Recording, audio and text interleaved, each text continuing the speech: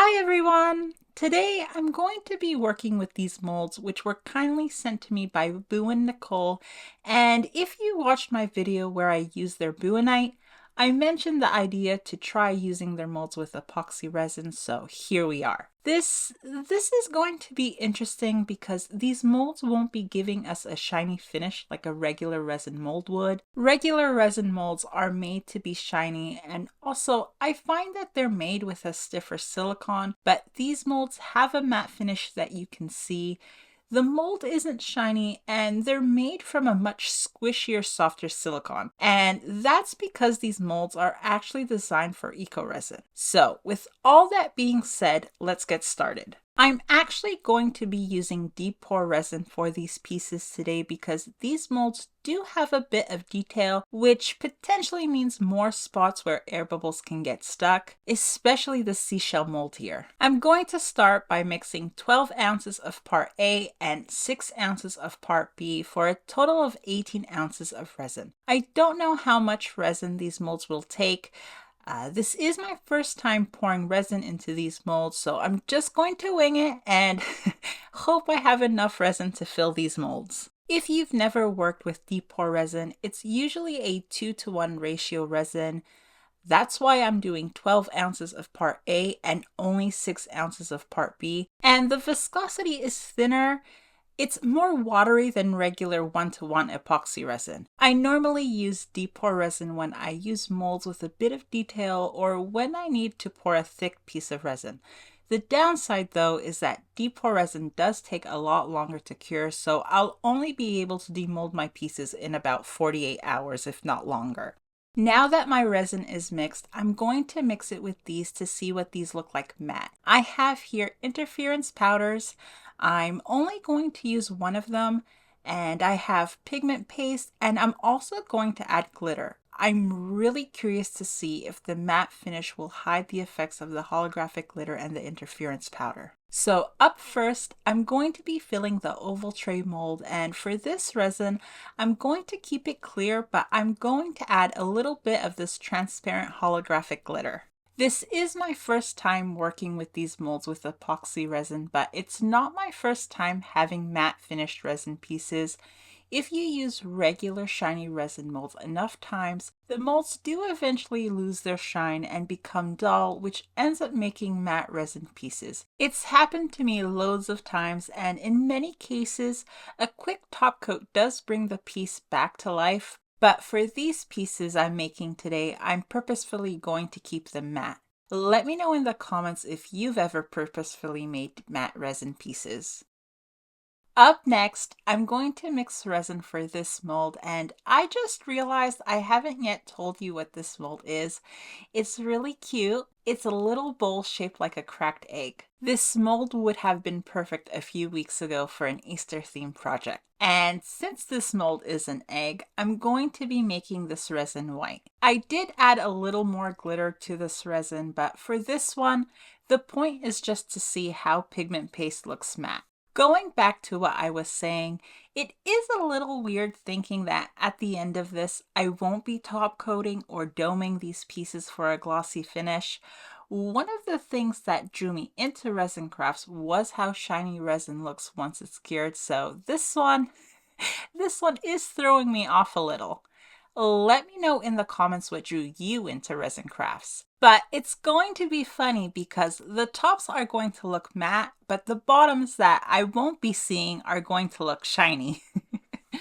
By the way, the reason I'm going in and around my molds with a microbrush and picking it up and dropping my molds is to help dislodge any air bubbles that are trapped in the edges. Now that this egg mold is filled, I do have to do one more thing with it, and it's to put this acrylic wall around it so that the mold keeps its shape and the resin casting doesn't cure wonky. It's a pretty useful tool, and I do have quite a few molds that I do wish came with something like this.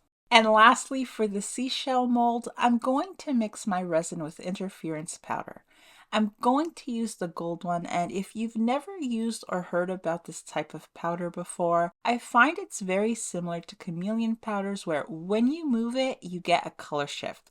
So for example, the one I'm using here the powder is pearly white, but when I move it around in light, I'll see a pearly gold. I think the difference between these and chameleons though is that with chameleons you get multiple color shifts, and with interference you only get one color shift. But if I'm wrong, please do let us know in the comments. Like I mentioned earlier, it's going to be interesting to see if the matte finish will let us see the powder effect and give us that gold color shift, or if the piece is just going to be pearly white. I am expecting that the oval dish tray is going to come out with a frosted look, and I am expecting the egg bowl to be similar, but of course white, but I have no idea what to expect with this one and how the glitter will look. Be sure to comment down below what you think of these pieces once I demold them, but if you become interested in making matte pieces yourself,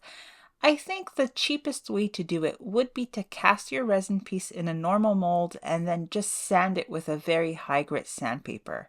Sanding resin can give you a very similar frosted look. Now I'm going to cover these up and I'll be back once the resin is cured.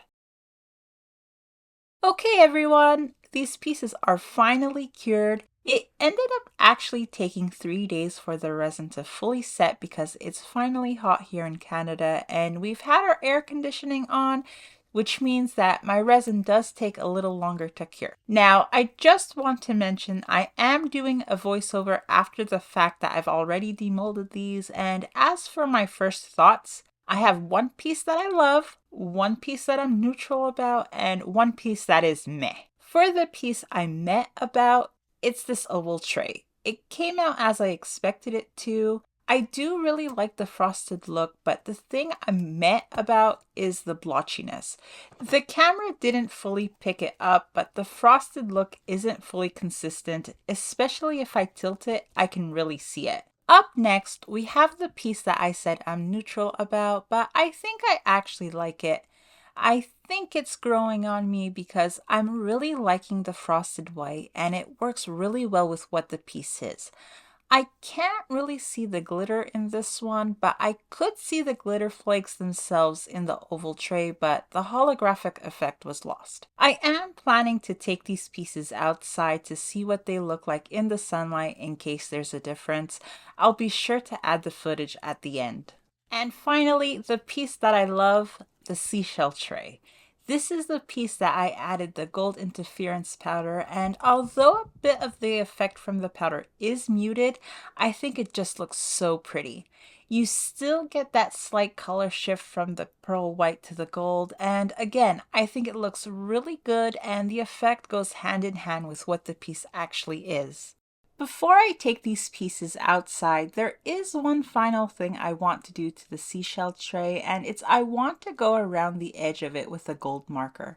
These markers are also from J. Diction, like the resin, and I think the gold accent is going to make this tray fully finished.